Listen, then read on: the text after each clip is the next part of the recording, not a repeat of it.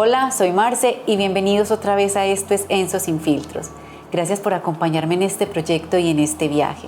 En nuestro episodio anterior con Juan Diego nos sumergimos en el poder que tiene el perdón y la capacidad que tenemos los seres humanos para transformarnos y reconstruirnos aún después de meter la pata. Si este es tu primer episodio, bienvenido. Aquí hablamos sin filtros, acá hablamos desde el alma. Hoy les tengo un invitado muy especial, Juan Felipe Jaramillo, o Pipe, como le decimos todos de cariño. Pipe es arquitecto, es actor, es improvisador, es docente, pero sobre todo es un alma creativa. Con Pipe vamos a hablar de resiliencia, vamos a hablar de esas decisiones que tomamos alguna vez en nuestra vida y que nos cambian el rumbo, pero que también cambian el rumbo de la vida de las personas que amamos, que tenemos a nuestro alrededor. Y vamos a hablar de esos momentos en los que suceden las cosas que no entendemos por qué pasan, pero que son el comienzo de todo. Así que acomódate, respira y prepárate para escuchar tu historia a través de esta conversación. Pero antes recuerda suscribirte al canal si no lo has hecho y seguirme en redes sociales. Esto es Enso Sin Filtros, un podcast donde el humano es el punto de partida. Pipe, bienvenido y muchas gracias por aceptar esta invitación. Marce, muchísimas gracias a ti. Estoy muy feliz de tenerte y quiero empezar con una historia contigo, Pipe. Tu mamá te dejó, te abandonó cuando tenías 5 años. Finalmente no sabemos qué pasó con esa historia, pero tú creciste con otra familia. Sí. ¿Qué pasó en ese momento de tu vida? ¿Logras recordar? Sí. Sí, hay una cosa muy fuerte, Marce, y es que yo tengo recuerdos desde muy temprana edad de mi vida. O sea, yo tengo recuerdos muy claros, más o menos desde que tengo por ahí 2 años, a raíz de un montón de sucesos y de cosas que ocurren en esto que acabas de decir. O sea, yo nazco con una mamá, pues mi mamá biológica, y a raíz de una serie de circunstancias de ese momento de la vida de ella toma la decisión de dejarme en una casa donde ella trabajaba en el servicio doméstico. Y esa familia me acoge y me hace su hijo, me hace parte de su familia. Eso ocurre desde muy temprana edad, ¿cierto? Ahí hay como unos momentos de transición y finalmente ya se da como la separación definitiva, como la decisión definitiva de que yo me quedo en esa casa más o menos cuando tengo 5 años. Es un momento muy extraño, porque para ese momento yo tenía, pues había como una especie de pacto donde yo me veía con mi mamá los fines de semana, con mi madre biológica los fines de semana, y permanecía en mi hogar y en mi familia el resto de la semana. Y hay un momento donde yo tomo y es muy extraño que alguien diga como un niño de 5 años no toma decisiones, pero sí, un niño de 5 años toma decisiones. Cualquier ser humano toma decisiones desde muy temprana edad, tan sencillo como me gusta, no me gusta, me genera placer, no me genera placer, me genera repulsión. O sea, agrado o desagrado, esas son las decisiones que toman desde que estamos bebés. Y a los 5 años yo siento que soy más feliz en mi hogar, ¿cierto? Con mi familia, y que lo que vivo con mi mamá biológica, así sea un fin de semana, no es una cosa que sea muy positiva o muy agradable para mí. Entonces hay como una especie como de desprendimiento y ese desprendimiento se va dando poco a poco hasta que hay un momento en el que mi madre no vuelve, ¿cierto? Llega un fin de semana en el que mi madre no vuelve. Y tú te quedas tranquilo. Y yo estoy completamente tranquilo. Y de eso a hoy, pues hace ya 45 años. Pipi, hay una historia también muy bonita, creo que es la única conversación que tú vuelves a tener con tu mamá muchos años después, en la que ella te pregunta y te dice, ¿por qué la odias? Y si la odias, ¿tú qué le respondes? Bueno, después de muchísimo tiempo y después de mucha historia, 40 años después, yo tengo contacto con ella a través de una hermana biológica que tengo, y que ella me encuentra, nos encontramos por redes sociales, logramos conectarnos, hablar, entender lo que ha pasado con nuestras vidas. Y entonces, después de eso, hay como una pregunta de, bueno, hay una cosa, Marce, yo siempre, durante mi vida, cuando me preguntaban por mi mamá biológica, me preguntaban que yo cuando la iba a hablar con ella, que cuando iba a volver a hablar con ella, o cuando me iba a reencontrar con ella. Y yo siempre dije que yo quería hablar primero con mi hermana. Yo sabía de la existencia de una hermana biológica. Y yo decía, yo quiero hablar con ella. ¿Cuándo te enteraste que tenías una hermana biológica? Yo me enteré que tenía una hermana biológica cuando tenía 5 años. ¿El mismo día que te contaron? No, un poco antes de la separación, pero sí, de hecho yo tengo fotos donde yo tengo más o menos 4 años y medio, 5 años, y estoy cargando una bebecita que es mi hermana. Sí. ¿Cierto? Pero no vuelves a tener contacto con tu hermana. No tengo contacto con ella. 30 años después. Sí, Pepe, y hay 30 algo muy años bonito en eso, perdón que me adelante. Sí, dale. Porque sí hay algo muy bonito que sucede cuando tú te reencuentras con tu hermana, sí. Y es que tú estás dando una clase, sientes un dolor intenso en el corazón, sí. Te vas a urgencias, sí. Piensas que estás experimentando un infarto, sí. Te hacen todo, no tienes nada, es como si la vida te estuviera que algo iba a pasar. ¿Y qué pasa al día siguiente? Al día siguiente recibo eso fue una cosa muy fuerte. Yo estaba dando clase en la universidad. Y como tú cuentas, sí, hubo como una serie de síntomas, realmente como si el corazón se alertara por algo. ¿Sí? Uh-huh. Eso desde lo físico es un preinfarto. Sí. Sí, eso desde lo físico es un preinfarto. Tú decías era un preinfarto. Sí, desde lo físico. Pero lo que pasa es que hay una cosa con los seres humanos y es que creemos que todo es físico. Pues porque la primera manifestación es física, eso son unos estados de alerta muy bonitos que tenemos. Entonces las primeras manifestaciones siempre serán físicas, pero si uno va un poco más allá e intenta detenerse y entenderse, logra descubrir que son otras fuerzas las que están moviendo ese cuerpo, ¿cierto? Llámanlo mental, espiritual, almático, como quieras llamarlo, no importa. Es otra dimensión del ser humano, que es la que nos advierte, que es la que nos pone en estado de alerta, que es la que nos remite a cosas y nos lleva a estados emocionales anteriores, o que incluso es la que nos permite adelantarnos dentro de la supuesta lógica de la historia y quizá poder ver un futuro aparente. Pero eso fue muy particular porque pues, yo fui a la clínica, estuve casi 24 horas en revisión, me sedaron, ¿cierto? Como para poderme poner en un estado de tranquilidad. Yo regreso a mi casa al día siguiente de la hospitalización y más o menos como a las 10, 11 de la mañana yo recibo una llamada de mi hermana, con la que nunca había hablado, con la que nunca había tenido contacto, nada más que en esa foto en la que en algún momento estuvimos. Y caramba, o sea, era como volver a retomar una historia que se había quedado ahí, no que había olvidado, porque siempre lo he tenido muy presente en mi vida, siempre he entendido y he disfrutado incluso mucho de mi condición. O sea, y entonces aparece mi hermana y bueno, es muy particular pues porque era algo completamente inesperado. Es como si el corazón, como ese órgano vital te llamara y te dice, bueno, un momento que se vienen cositas. Pipe, hay una doctora en neurociencias e investigadora de habla hispana, Nazaret Castellanos, muy conocida, que viene diciendo desde hace un tiempo para acá que el cuerpo dice lo que la mente aún no se ha dado cuenta, solo que nosotros no hemos aprendido a escucharlo. Pero que si nosotros aprendiéramos a escuchar, ella dice, si yo voy a estar triste, mi cuerpo primero experimenta la tristeza y después la materializa en el cerebro.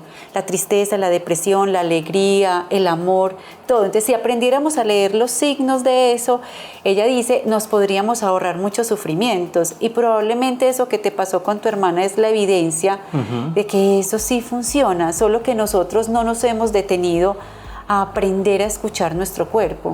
Sí, es una cosa muy particular, Marce, con respecto Sí, con respecto a esa relación de la historia que te vas contando, ¿cierto? De la historia que estás construyendo en tu vida y de cómo, y aquí pues voy a hablar como en términos de lo escénico, ¿cierto?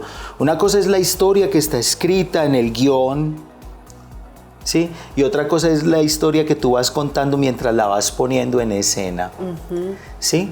Quizás todas esas cosas que tenían que ocurrir, pues estaba claro en el guión. Sí. Estaba muy claro en el guión que eso iba a ocurrir, ¿cierto? Siguiente escena, se encuentra con su hermana, ¿cierto? Después de tantos años y sostiene una conversación lo suficientemente poderosa que les ayuda a aclarar un poco su vida. Digamos que ese es el texto teatral. Pero realmente no estás preparado para la escena, ¿sí? Realmente no estás preparado para la escena. Y es en ese momento donde la escena es vívida, donde uno realmente dice, pero ¿por qué me están pasando todas estas cosas? No, realmente sí, como tú dices, ¿cierto? Ya había una anticipación. Es un poco de falta de escucha. Pipe, y nos fuimos con tu hermana y no terminamos la historia de tu mamá. No, es que es muy complejo. Hablar conmigo es un poco complejo, Marce. Porque son demasiadas historias y son demasiadas ramas. Porque nos vimos y no logramos, o sea, no tenemos esa respuesta de entonces, ¿cómo sabes tú que no la odias? Ah, ok. Entonces, yo logro hablar con ella a través del encuentro con mi hermana. Yo logro hablar con ella. Más como una conversación como de reconocimiento. ¿Sí?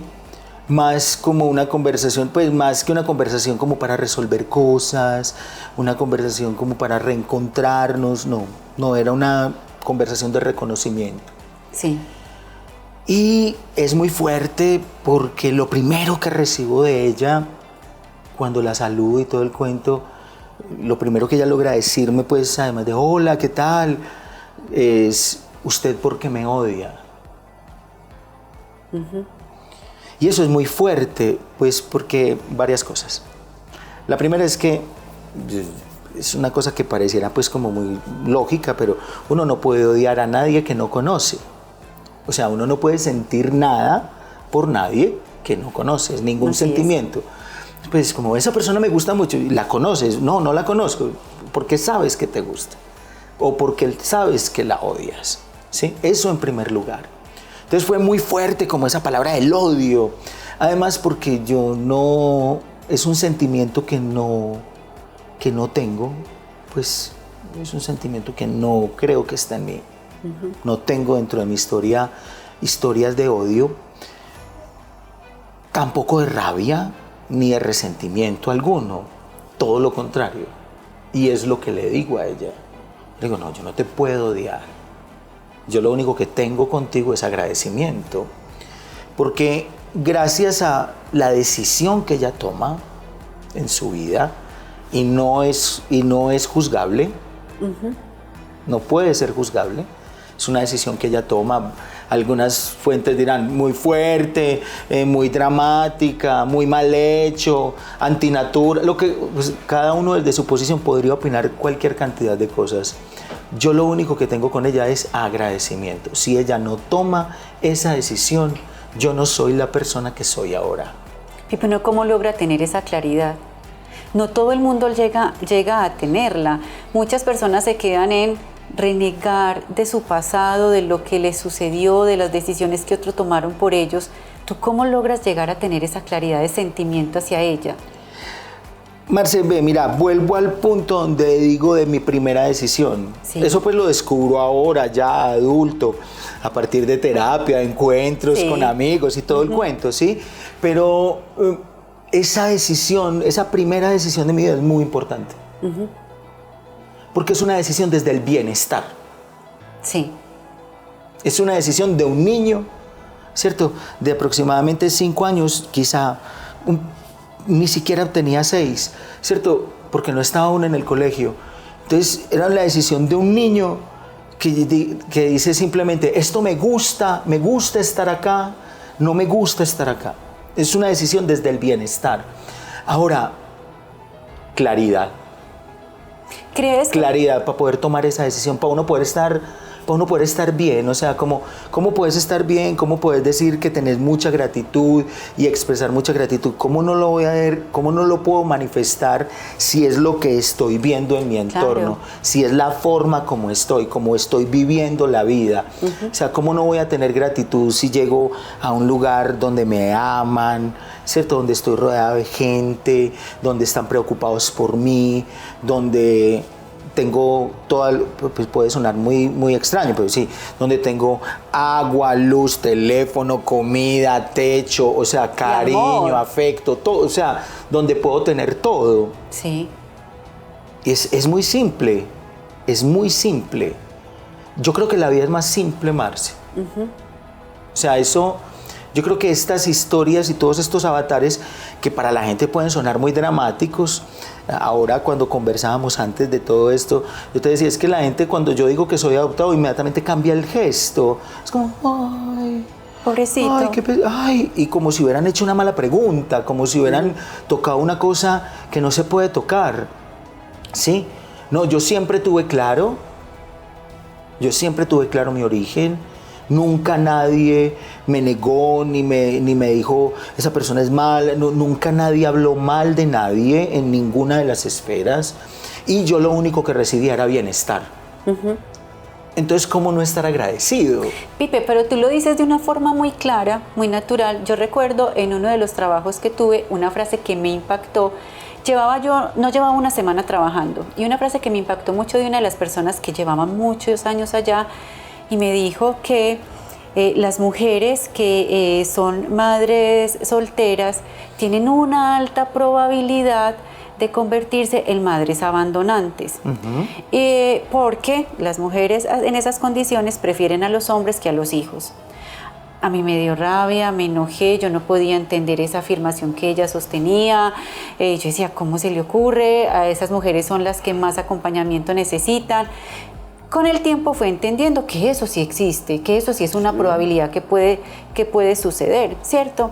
Pero no llegar a entenderlo sin el juicio, sin eso que tú estás diciendo, sin ese juicio de esa mujer, porque es que no las podemos juzgar, no sabemos si fue fácil o difícil para esa persona tomar esa decisión. Entonces, entenderla sin juzgarla, pero entender también a esa persona sin juzgarla, porque entonces los hijos de estas mujeres no crecen con la claridad que tú tienes y están por la vida diciendo, como a mí me abandonaron, como a mí me dejaron, como mi mamá se fue, como yo crecí yo crecí con mis abuelos, yo crecí con mis tíos, yo crecí en otro contexto. No es tan fácil, y por eso te insistía tanto en la pregunta, no es tan fácil de llegar a ese sentimiento de gratitud tan importante hoy en día. Sí es fácil, Marce. O sea, de verdad que es más fácil de lo que la gente se imagina. A ver, dos formas de cómo yo veo la vida. Por ahí hay un dicho popular que a mí me encanta, que creo que incluso, no sé si fue, un deportista colombiano dijo, es mejor vivir bueno que maluco, obviamente. Obviamente, pero a la gente lo olvida. ¿Sí? Yo soy una persona que hace teatro, entre 100.000 otras cosas que hago, pero es mucho más fácil el drama. Es mucho más fácil el drama que la comedia. ¿Sí? Es mucho más fácil llorar que reír. ¿Sí? Y es mucho más fácil ver la cantidad de cosas negativas que puede haber alrededor de algo que ver lo positivo. Pipe, digámosle a alguien que nos está escuchando, que probablemente puede estar atravesando por una historia similar o que probablemente también tiene tu propia historia, ¿cómo cambiarse los lentes? Mira, hay que dejar de ser víctima. Y eso puede sonar cliché. Eso suena muy cliché, pero es que victimizarse es muy fácil. Y vende. Claro, por favor, pues. Es muy rentable. No, total, es rentable, ¿cierto? Te dan cariño, o sea, todo el mundo te rodea, te vuelves el centro de atención, o sea, es que ser víctima es muy fácil, ¿cierto? Y eso puede sonar muy fuerte también en este país, donde tenemos unas víctimas de unas cosas realmente poderosas. Así es. ¿Cierto? Pues de problemas realmente sustanciales y con unos fondos muy complejos. Entonces, hombre, pues si hoy no te va bien, no tenés por qué estar todo el tiempo en actitud de, no, es que me va muy mal, es que vea, es que quejarse es muy fácil. ¿Cómo convertimos nosotros la queja en acciones concretas? Mira, yo hago una cosa muy extraña y que amo profundamente dentro de las 100.000 cosas que yo hago, es la improvisación teatral. Y hay una cosa fantástica dentro de la improvisación y es que uno está todo el tiempo en pro de la aceptación, de aceptar las cosas tal y como vienen, tal y como vienen, ¿cierto? Cuando tú ves a dos, por ejemplo, lo más cercano a nosotros dentro de la improvisación es la trova. Sí. Y vos ves a dos personas trovando y cuando los ves trovando vos decís, pero ¿cómo lo hacen? ¿Por qué es tan fácil rimar y fluir? Porque al otro no le está importando qué es lo que viene de allá. Yo simplemente lo que viene de allá lo recibo, lo transformo y lo pongo otra vez en la escena. Y entonces eso es una trova y la gente dice, ¡ay, qué tan fantástico! Igual para la vida. La improvisación me ha enseñado que independientemente de la información que venga del otro lado, con la carga que venga del otro lado, yo lo debo aceptar. Ahora, aceptarlo no significa que yo me quede en esa misma posición. No, yo escucho lo que el otro está diciendo y lo acepto. Okay, hay una así viene. Hay una herramienta muy linda en la impro, sí, que de hecho tú la enseñas mucho y que la haces en las clases que dictas con nosotros en Enso, y es sí a todo. Sí a todo. ¿Cómo funciona, Pipe? Hagamos un ejercicio de sí a todo. Sí. ¿Es eso? ¿Es eso? Hagamos un ejercicio de todo. Claro, y entonces yo me quedo. Sí, hagámoslo. Claro, de una. Mira, el ejercicio del sí a todo, vamos a un recuerdo que yo sé que todos tenemos esta historia. Sí. Es una historia muy sencilla. Es dos niños que se encuentran para jugar. ¿Qué van a hacer? Jugar. No, que es que se van a encontrar a jugar. No, van a jugar. ¿Cierto? Y el uno le dice al otro, que tú eres el médico y que yo estoy enfermo y que vienes y me curas. Eso es una propuesta. El niño lo primero que responde es sí. O sea, sí, lo acepta. Sí. Y no le pone contras, sino que le dice sí. Y que yo soy un médico muy importante y que llegó en un carro. Y el otro le dice sí. Y el carro es una ambulancia. Y el otro le dice sí. Y llegó sonando y usted está muy enfermo. Y yo le digo, hey, ¿qué te pasa? Y el otro dice, ay, ayúdame. Y entonces yo lo paro. Él le dice sí. Y me lleva al hospital. Entonces no solamente es aceptar lo del otro, sino que yo a eso que el otro me está proponiendo, yo le pongo algo más.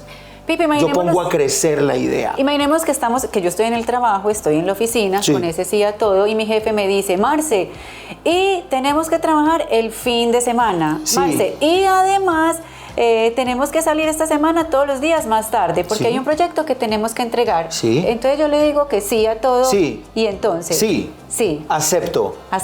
Y propongo. Ah, es que esa es la segunda parte. Exacto. Claro, porque entonces queda como que yo le voy a decir sí a todo, entonces si hay propuestas a las No, uno no puede andar diciéndole sí a todo en la vida porque se meten problemas. Exacto. Realmente. Entonces, se ¿cómo meten lo problemas. hago? Ok, entonces vamos a quedar, este fin de semana habrá que trabajar un poco más. Sí. ¿Y cuál es el motivo? Estamos un poco colgados y tenemos que entregar el proyecto. Lo más seguro es que tengamos que trabajar incluso el fin de semana. Sí. Y nos van a invitar a almorzar. Y a comer. Pues quizá el jefe diga, sí, y a comer. Y dice, sí, y es que es hasta tan tarde. Sí, o sea, no es porque la otra, lo que hacemos normalmente, Marce, es jugar con otro condicionante. Y tenemos cuando no tenemos el no en la boca, que es lo peor, que todos lo hacemos, uno también lo cuento muchísimo y es, a veces a la gente le dicen, Marce, te acabas de ganar la lotería. Y lo primero que respondería Marce es, no. Pero incluso no puedes estar muy, no puede ser. No. Entonces no. Entonces no te la ganaste. Ok. ¿Cuál es la negación que tienes? ¿Cómo estás? Marce, ¿estás bien? No, lo más de bien. tenemos el no automático en la boca. Primero hay que transformar ese no, porque ese no es una negación. Si quieres estar en una disposición distinta al mundo, tienes que estar en pro de aceptar el mundo, tal cual como es, ¿cierto? Hay cosas que incluso están por encima de mí, ocurren simplemente, ocurren. Yo no tengo la culpa de estar viviendo en un lugar tan maravilloso como Medellín, que tiene todos los climas. Así es. ¿Cierto? ¿Qué tengo que hacer yo con eso? ¿Llueve? Ay, sí, qué rico que llueve. ¿Hace sol? Sí, qué rico que hace sol. Aceptarlo primero. El segundo problema es el condicionante inadecuado, o sea, el pero. Y somos amantes del pero. Claro. Entonces te dicen, Marce, vamos a tener que quedarnos a trabajar todo este fin de semana porque tenemos un trabajo muy grande. Sí, pero es que sí, pero. O sea, entonces ¿sí lo estás aceptando o no lo estás aceptando? Pipe, además es súper común, porque además la mayoría de las personas, el pero nos justifica. Sí, claro. Para no hacer lo que debemos hacer o lo que no queremos hacer. Entonces, o para refutar lo que el otro está diciendo. Exacto, y para refutarlo. Y además es una justificación a la que uno dice, bueno, ¿qué más puedo decir? Sí, es a tu pesar. Ajá, exacto. Es a tu pesar. Entonces ese es un gran problema. Es muy distinto al sí. Te cambio ese pero por un y. Ah. Te cambio ese pero por un y. Sí. Y mira, incluso yo pongo una condición. Vamos a trabajar hasta muy tarde, en el mismo ejemplo, y nos vamos a quedar en el fin de semana. Sí. Y es necesario que nos trasnochemos. Perfecto. Y es necesario que nos trasnochemos. Sí. Y sería hasta muy tarde. Pues porque también uno tiene preguntas y cosas para, hay cosas que tiene que hacer para generar su bienestar, porque todos estamos en pro del bienestar. Así es. Entonces, ¿cómo logro a través de generar una condición distinta? Los seres humanos le ponemos condiciones a todo. Te vas a comprar un par de zapatos, los zapatos tienen que ser de aquella manera, ¿cierto? Que no me tallen, que no me piquen, que no y son un montón de condiciones las que tienen que haber para que puedas encontrarte con un par de zapatos. Lo mismo ocurre en la vida. No le pongas tantas condiciones a la vida. No le pongas tantas condiciones. Pipe, ¿crees que eso te lo enseñó el teatro y la impro sobre todo? Lo descubriste. Tú llegaste al teatro muy pequeño, tenías 8 años. Tenía 8 años. ¿Por qué decides llegar al mundo del teatro? Bueno, yo no decidí, son de esas cosas que uno no decide. Entonces, ¿cómo te llegó? Yo soy un niño, pues volvemos a la infancia, entonces yo soy un niño muy particular, ya esa condición de ese estado de adopción, llamémoslo de esa manera, aunque no fue nunca un procedimiento legal, digámoslo de esa manera, pero ese niño encuentra también ahí un montón de cosas. Primero, yo llego a una familia muy adulta. ¿Sí? Llego a una familia muy adulta.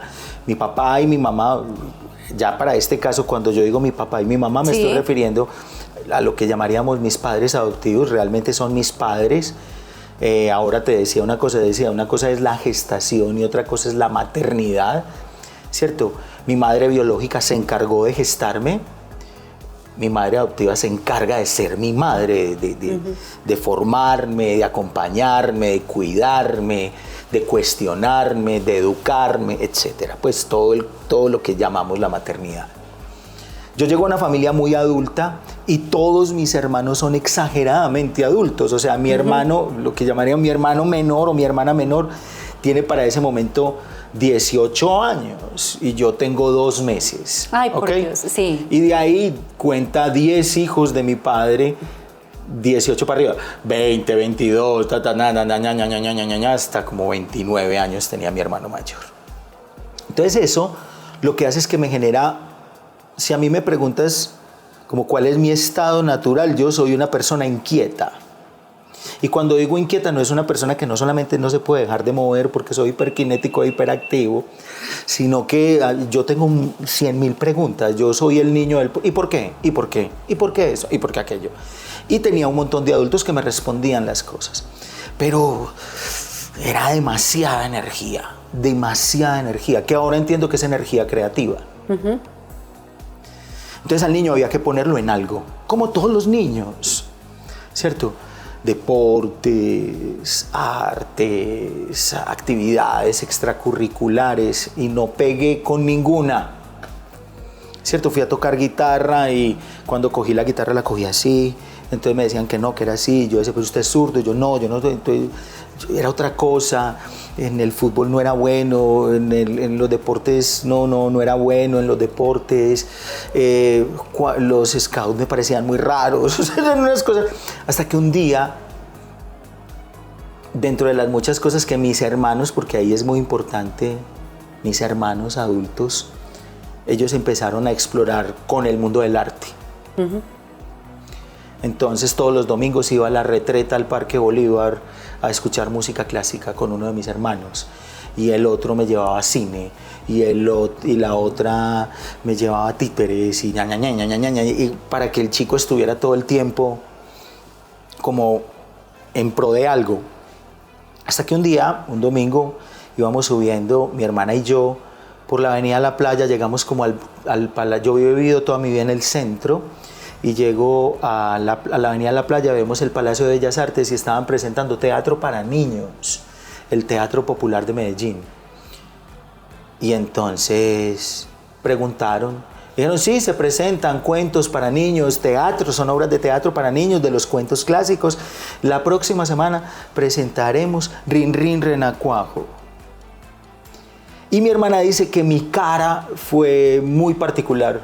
Reveladora. Fue como ¿me vas a traer a esto, por favor? Y efectivamente a los 8 días estaba ahí viendo y fue una cosa fascinante. Fascinante. Tenía una magia que ahora logro entenderlo, y es la magia del en vivo. Uh-huh. La magia del en vivo. Que ahora con todo de redes sociales y con todo esto que el podcast, que no sé qué, si es en vivo, los streamers, por ejemplo, si es en vivo es mejor. Sí, entonces era como una película, pero en vivo.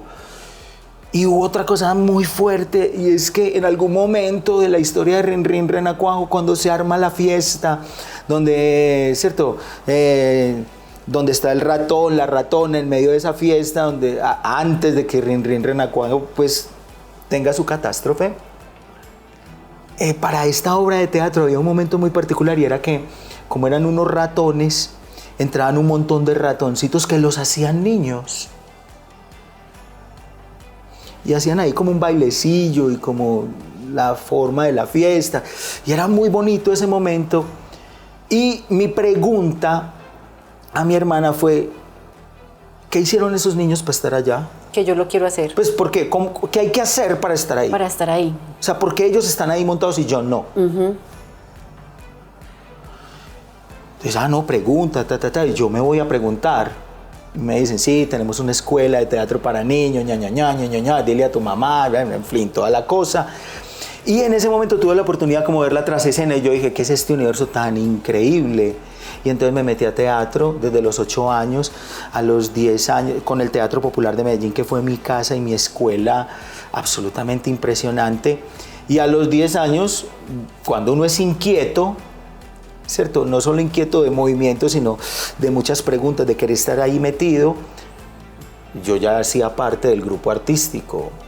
Y desde los 10 años yo digo que yo hago teatro a nivel pues profesional, pues no como, yo no era un profesional, yo era un niño estudiante, pero para ese momento yo tenía compromisos de ir a ensayos, yo tenía uh-huh. compromisos de presentaciones, temporadas, fechas, agenda reservada, y tenía una retribución económica por mi trabajo, o sea... A los 10 años. A los 10 años empiezo a hacerlo. Pipe, es muy bonito porque el teatro es tu vida, uh-huh. De hecho, terminas el colegio, sí. Te presentas a la Universidad de Antioquia, empiezas sí. a estudiar teatro y te retiras en el 3er semestre uh-huh. porque decides que no y te vas a estudiar arquitectura. Uh-huh. ¿Por qué? ¿Qué pasó? ¿Qué te dijeron en tu casa? ¿Qué me dijeron en mi casa cuando me salí de teatro? Sí. Fue muy fuerte, fue una reacción muy fuerte. Mi mamá muy linda, llega cuando le cuento, yo le digo, mamá, no, yo no estoy contento en la universidad, no estoy contento estudiando teatro. Y mi mamá me dice, pero ¿cómo así, hijo? O sea, ¿cómo que no vas a estudiar teatro si usted no sirve para nada más en la vida? Y es una cosa muy particular porque en ese cuento del bienestar, de lo que estábamos hablando ahorita, hubo una cosa muy linda dentro de mi familia y que es una cosa que siempre les voy a agradecer, y es que ellos siempre apuntaron y procuraron que yo estuviera en bienestar. O sea, que yo estuviera en un lugar que me agradara, que yo estuviera en un colegio donde yo me sintiera bien, donde aprendiera, y que yo estuviera metido en actividades que me estuvieran generando algún tipo de retroalimentación. O sea, que yo siempre estuviera feliz. Un cuento desde la felicidad. Y pues como había hecho teatro toda la vida, pues toda la vida no, pues desde los 8 años hasta los 18 años, sí. Llevaba 10 años solamente actuando, pues era lo lógico, ¿cierto? Era lo lógico. Y yo también creí que era lo lógico. Y de hecho, pues me cambié y decidí pasarme a arquitectura por 2 razones. La primera es que yo venía de una formación ya muy estricta, con una disciplina muy marcada a raíz del grupo de teatro en el que estaba, con el Teatro Popular de Medellín. O sea, yo tenía rigor de ensayos, yo tenía ya responsabilidades como futuro docente, ya me daban algunas clasecillas, tenía funciones, tenía agenda, lo que te decía ahorita. Sí. Y no encontré eso en Antioquia. Era muy disperso y la facultad estaba pasando por un momento de reestructuración, estaba pasando de ser escuela a ser facultad. Entonces ahí habían no nos encontramos en el momento que era la universidad y yo. Y yo empecé a sufrir mucho porque empecé a sentir como que no estaba aprendiendo nada, como que la universidad no me estaba entregando nada distinto de lo que ya sabías. Nada distinto de lo que ya sabía, pero no en el sentido de como, oh, mira, pues tan sobrado que ya se las sabe todas. No desde ahí, sino que no ocurrían cosas nuevas, no habían cosas que me dispararan la mente. Y vuelvo al punto, yo soy hiperactivo, hiperkinético, yo necesito estar en acción todo el tiempo. Y toda esa energía creativa no estaba fluyendo hacia donde yo creía que podía fluir. ¿Y por qué arquitectura? Eso es una historia también muy bella con mi madre, porque entonces cuando yo le digo, mamá, me voy a retirar de la U, me dice, ¿usted qué va a estudiar si usted no sabe hacer nada más? Mi respuesta es, yo le digo, mamá, yo quiero estudiar algo que tenga que ver, es 1994. Y yo le digo, mamá, yo quiero estudiar algo que tenga que ver con creatividad. Nada. Pues eso no existía en ese momento. Y todo lo que tenía que ver con creatividad, pues era como algunas carreras de diseño que tenían apenas inicialmente algunas universidades. Y entonces mi mamá me dice, pues yo creo que ya no entendió cuando yo le dije que quería estudiar creatividad o algo que tuviera que ver con creatividad. Mi mamá, muy bella, simplemente dice, hijo, estudie lo que usted quiera, pero solo le pido un favor, estudie en una universidad pública. Entonces, bueno, pues listo, o sea, esa era la condición. Entonces le digo, listo, madre, vamos a mirar a ver. Tenía muy pocas opciones realmente, pues porque acá solamente hay 2 universidades públicas, pues o para ese entonces habían 2 universidades públicas, y entonces ya era pasarme a estudiar artes plásticas en la Antioquia, o pasarme a estudiar artes plásticas en la Universidad Nacional, o arquitectura. Y yo vengo de una familia de ingenieros civiles. Todos mis hermanos son ingenieros. Mi papá trabajó todo el tiempo en el área de la ingeniería civil con Empresas Públicas de Medellín en topografía. Entonces era un universo que no me era ajeno, pero yo no iba a buscar cómo se construye una casa.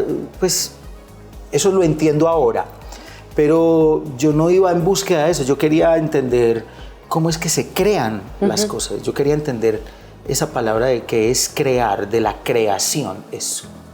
Entonces por eso me mandé para arquitectura, y cuando llegué a arquitectura fui absolutamente feliz. ¿Te conectaste de una vez con la carrera? Inmediatamente, porque la facultad, pues, porque estudiar arquitectura uno de mis maestros, el profesor Diego López, llega y en algún momento de la vida me dice que, pues cuando se entera que yo he hecho teatro y que yo estoy conectado con otras cosas por fuera de la universidad, me dice que estoy en una gran ventaja con respecto a mis compañeros porque la arquitectura se trata de entender cómo se construye la vida, más allá de cómo se construyen las casas o cómo se construyen las cosas. Él dice, usted tiene una ventaja porque usted entiende las artes, usted tiene otras conexiones que le permiten entender el mundo de una manera más holística y entonces cómo te puedes conectar con diferentes cosas. Y para estudiar arquitectura hay que entender un poco de historia del arte, hay que entender geografía, hay que entender de materiales, hay que saber de matemática, hay que entender de geometría, hay que entender de paisajismo, de plantas, hay que ver cine, hay que estudiar la literatura. O sea, todo. Es un mundo donde tienes que tener muchísimas herramientas, muchísimas posibilidades para poder generar creación. Ahorita hablábamos y me decías que en la impro has encontrado muchas herramientas que te han permitido también como salirte de las estrategias y entender por qué te han pasado las cosas en la vida. ¿Arquitectura te ayudó a seguir encontrando esas respuestas? Todo el tiempo. Yo en arquitectura entendí el génesis de las cosas. De todo. O sea, entender que todo tiene un origen y que todo tiene un diseño. Y que yo puedo generar mecanismos, formas, juntar cosas para que la creación que yo estoy imaginando pueda ponerla en la realidad. Entonces, no, es más allá de construir una casa, una habitación, un parque, sí, o hacer una maqueta o dibujar un plano. Sí, es entender eso por qué está ahí. O sea, volvemos a lo mismo, genera demasiadas inquietudes. O sea, la clave de la creatividad está en la inquietud, en tener todo el tiempo una pregunta. Si tú tienes una pregunta, pues vas a empezar a trabajar en pro de esa respuesta. Y la respuesta, sea o no sea, llegue o no llegue, el camino hacia la respuesta lo que te está ayudando es a construir esa idea, eso que estás intentando resolver. Entonces, tú quieres resolver una casa, entonces tú te haces un montón de preguntas. Yo quiero esto, ¿será que la quiero así? ¿Será que es esto? Y esas preguntas que te vas haciendo, si las vas poniendo en el orden que es, va empezando a generar el concepto de lo que tú realmente quieres hacer. Pipi, mira qué tan bonito, porque acá seguimos ratificando que no es la historia que tenemos, no son los materiales o lo que a ti te están dando en arquitectura, sino lo que tú decides hacer con eso para transformarlo y encontrar las respuestas. Hablábamos hace poquito, a propósito de que es el mes de tu cumpleaños, hablábamos hace poco y me decías que llevas toda la vida también buscando mecanismos de cómo hallar esas respuestas en tu vida y que hasta hace unos pocos años has empezado también como a encontrar esas respuestas. Me decías también que haber llegado a Enso había propiciado también cómo encontrarlas. Pipe, ¿de qué te has dado cuenta hoy que no te habías dado cuenta antes? Muchas cosas. Me he dado cuenta porque he hecho este camino. O sea, porque me metí a teatro, porque me llama tanto el escenario, porque me gusta estar en contacto con la gente desde el escenario. Me he dado cuenta porque estudié finalmente arquitectura. Me he dado cuenta también porque aparentemente dos cosas que son artísticas, que tienen mucha sensibilidad creadora, para mí habían sido como un par de caminos muy paralelos, pero nunca se cruzaban, nunca lograba encontrar como un punto donde confluyeran las cosas.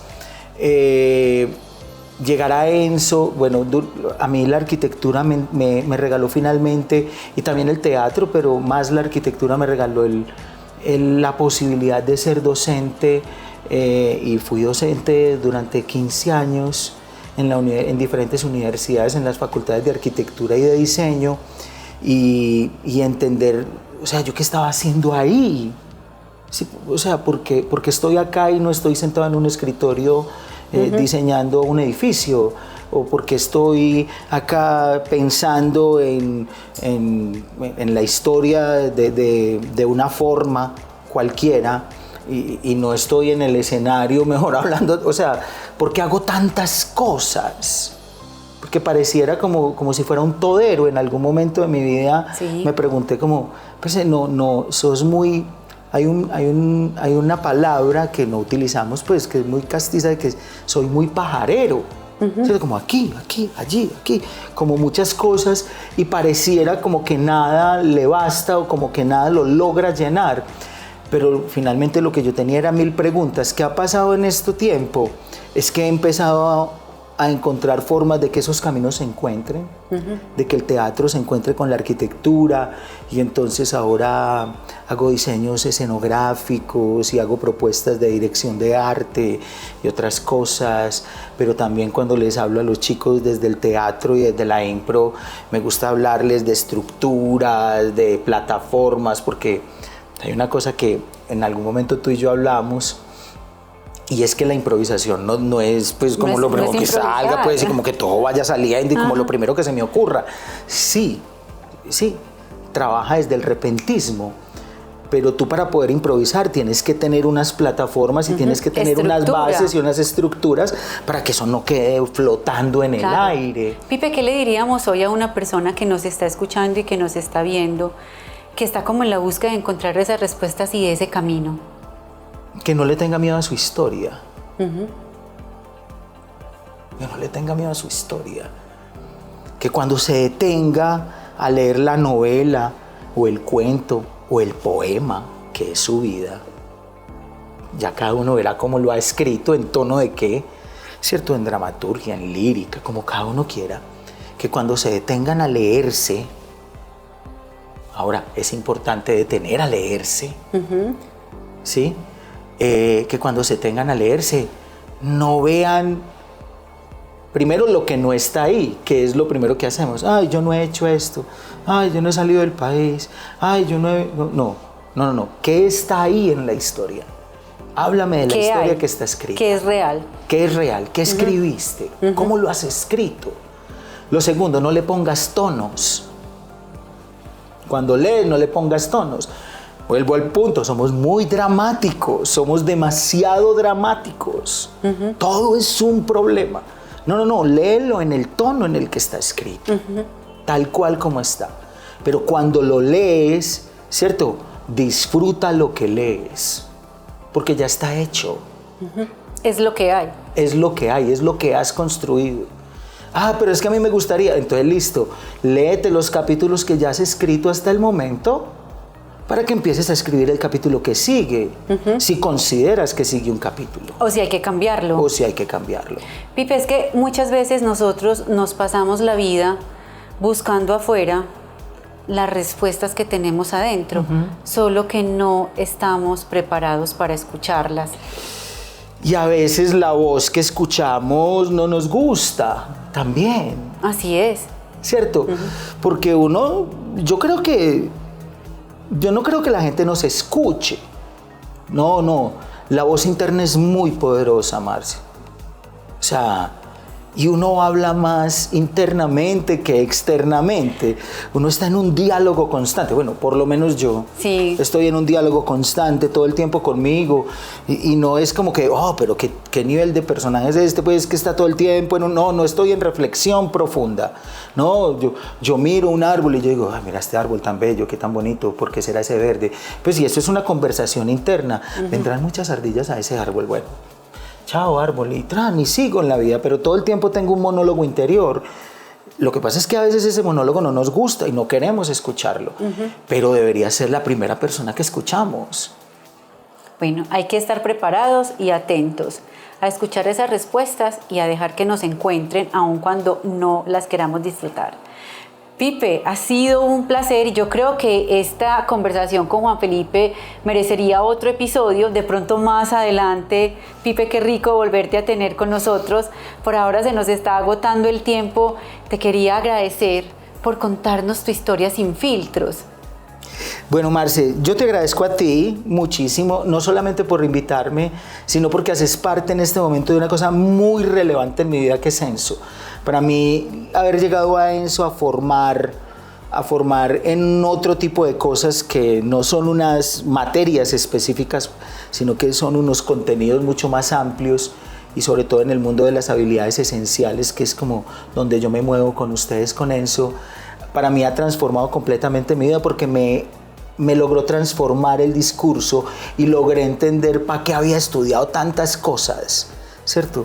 Yo creo que lo más importante es saber contar una historia. Si tú le cuentas bien la historia, la gente conecta con la historia. Y lo otro que te quiero agradecer es la escucha, porque es un tema del que nunca había hablado. O sea, muchas veces hablo de teatro, arquitectura, de lo que hago, pero no de dónde vengo, no de ese antecedente, no de todas esas otras, como decía mi mamá, no de todas esas procesiones que van por dentro, ¿cierto? Y que pues para mucha gente pueden llegar a ser tortuosas, pero para mí son fiestas, porque las procesiones son fiestas, son celebraciones. Entonces te agradezco mucho por invitarme a hablar de esta celebración que es la vida. Gracias por estar aquí, gracias por seguir acompañándonos en estas historias donde el humano es el punto de partida. Si algo de este episodio con Juan Felipe te tocó, compártelo. No sabes si de pronto estás sembrando una semilla en alguien que lo necesita. Esto también es Enso Sin Filtros. Recuerda suscribirte al canal si aún no lo has hecho, seguirnos en redes sociales. Yo soy Marce y este es Enso Sin Filtros, un podcast donde el humano es el punto de partida. Nos vemos muy pronto.